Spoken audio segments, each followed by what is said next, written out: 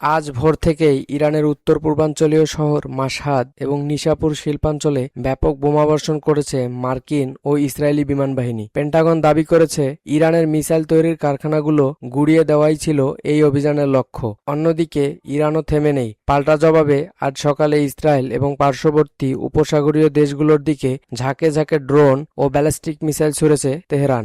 সংযুক্ত আরব আমিরাতের রাজধানী আবুধাবিতে ক্ষেপণাস্ত্রের ধ্বংসাবশেষ পরে অন্তত 2 জন নিহত হওয়ার খবর পাওয়া গেছে, যাদের মধ্যে একজন ভারতীয় ও একজন পাকিস্তানি নাগরিক রয়েছেন। এদিকে দক্ষিণ লেবানন সীমান্তেও যুদ্ধের বিভীষিকা বাড়ছে। হিজবুল্লাহ এবং ইসরায়েলি বাহিনীর মধ্যে সম্মুখ যুদ্ধে আজ এক যোদ্ধার প্রাণহানির খবর নিশ্চিত করেছে ইসরায়েলি প্রতিরক্ষা বাহিনী। পুরো অঞ্চল জুড়ে এখন শুধু ধ্বংস আর হাহাকার। জাতিসংঘ জানিয়েছে, গত 1 মাসে ইরানে প্রায় 1900 জন প্রাণ হারিয়েছেন।